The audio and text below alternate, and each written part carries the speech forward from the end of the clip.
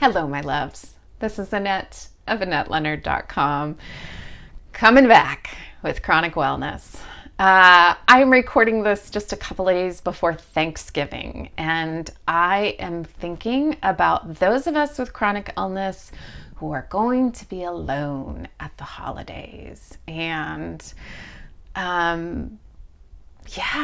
if you are going to be with others and you're thinking about how to manage your energy or how to set boundaries or how to best show up for yourself, I've got that series of videos. Look in the show notes and go watch those. But this week and next week, I am talking about how to be alone. And today in particular, I'm going to talk about safety. And I am thinking about it in two particular ways. There are lots of other ways, but thinking about your emotional safety and your physical safety. And first of all, your emotional and mental well-being are critical, and holidays are fraught with ways already that they can be emotionally difficult, whether that is remembering holidays of the past and longing for them, or thinking about holidays and the way media portrays the way they should look like and longing for that, or whether it's the absence of loved ones who have died, or whether it's the fact that I'm going to be alone on a holiday where I wish I could be with other people, or the ways in which this pandemic has transformed how holidays can look. There's a lot of ways that this can set us off emotionally, aside from the fact that some of us also have coexisting mental health diagnoses. And so figuring out how to be safe emotionally at the holidays is important.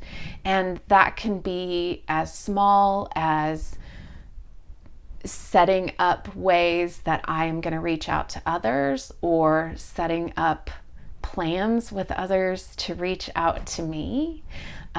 It can be knowing whether or not my therapist or pastor or other person in my life who gives me guidance is going to be available.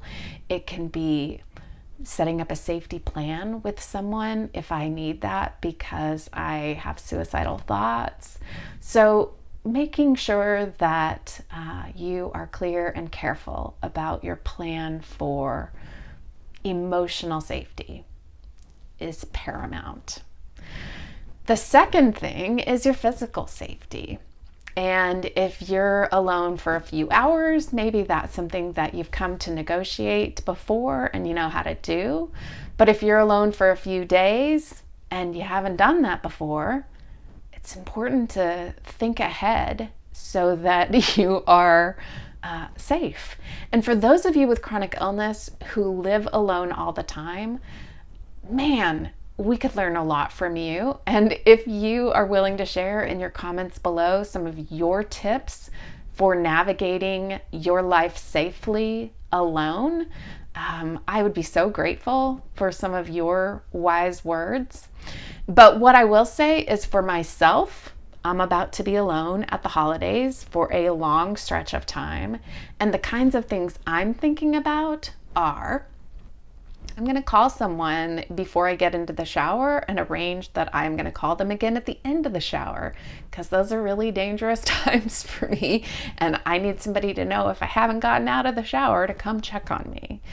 I'm going to be putting night lights in places where I don't always have them, so that when I get up in the night, I can see better. For you, perhaps it's that the person in your life who's there reminds you to take medication, and you need to set up some alarms so that you don't forget to take the meds that are important to your well-being and safety. Or maybe it's time to consider a life alert or some sort of device that lets you know about slips and falls. Or maybe it's that you don't always wear your oxygen, but if you're going to be home alone and nobody's there to say, hey, you seem low oxygen, you better wear it for the time that you are alone.